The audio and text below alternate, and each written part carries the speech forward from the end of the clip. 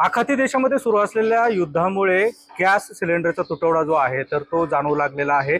एकंदरीत जर बघितलं याचा परिणाम हा अनेक देवस्थानाच्या ठिकाणी असलेल्या प्रसादालय असतील किंवा जे भोजनालय आहे तर त्यावरती झालेला पाहायला मिळतं। मी सध्या आता श्री क्षेत्र आगडगाव येथील काळभैरवनाथ मंदिरामध्ये आहे आणि या ठिकाणी दर रविवारी आमटी भाकरीचा प्रसाद जो आहे तर तो भाविकांना दिला जातो। आता हा प्रसाद जो आहे तर तो चुलीवरती बनवण्याचं नियोजन जे आहे हे देवस्थानच्या वतीनं करण्यात आलेलं आहे। जवळपास 5,000हून अधिक भाविकांचं जे आहे दर रविवारी या ठिकाणी त्यांना महाप्रसाद जो आहे तर तो दिला जातो। आपल्यासोबत बोलण्यासाठी देवस्थानचे अध्यक्ष आहेत।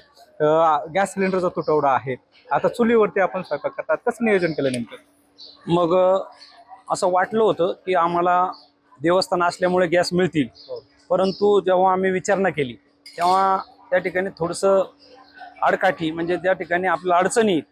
पण त्या अगोदर मग आम्ही काय केलं, थोडंसं आपण पूर्व ज्या पद्धतीने या ठिकाणी चुली सुरू केल्या होत्या आणि त्या चुलीवर आपण भाकरी करत होतो त्या पद्धतीने आम्ही एक अनुसरलं आणि त्या पद्धतीने लाकडाची उपलब्ध होते का ती पाहिली आणि ती उपलब्ध झाली आणि म्हणून आज या ठिकाणी 5,000 4,000 भाविक जेवतील या पद्धतीने भाकरीचं नियोजन हे चुली करून त्या लाकडाच्या चुलीवर या ठिकाणी भाजण्याचा प्रयत्न या ठिकाणी केलेला आहे।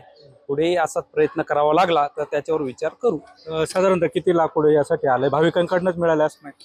भाविकांकडून मिळालं, परंतु काही रूपामध्ये त्यांनी अगोदर आपल्याला देणगी म्हणून दिलं होतं, पण याचे मात्र आपल्याला थोड्या प्रमाणात पैसे द्यायचे। मग ते जर बाजारामध्ये जर 6 रुपये किलो असेल तर त्यांनी आपल्याला काही कन्सेशन देऊन असं काही कमी प्रमाणात आपल्याला दिलं। जवळजवळ 3-3.5 टन या ठिकाणी लाकूड आहे। एकूणच जर बघितलं तर आता देवस्थानांची जे भोजनालय किंवा प्रसादालय जे आहे तर त्याला देखील गॅस सिलेंडरच्या तुटवड्याचा फटका बसताना दिसतोय। मात्र तरी देखील देवस्थानकडून यावरती पर्याय काढला गेला आहे आणि अशा पद्धतीनं चुलीवरती हा महाप्रसाद जो आहे तर तो बनवला जातोय। कॅमेरा पर्सन प्रसादसह सुनील भोंगळे, एबीपी माझा, आगडगाव, अहिल्यानगर। एबीपी माझा, उघडा डोळे बघा नीट।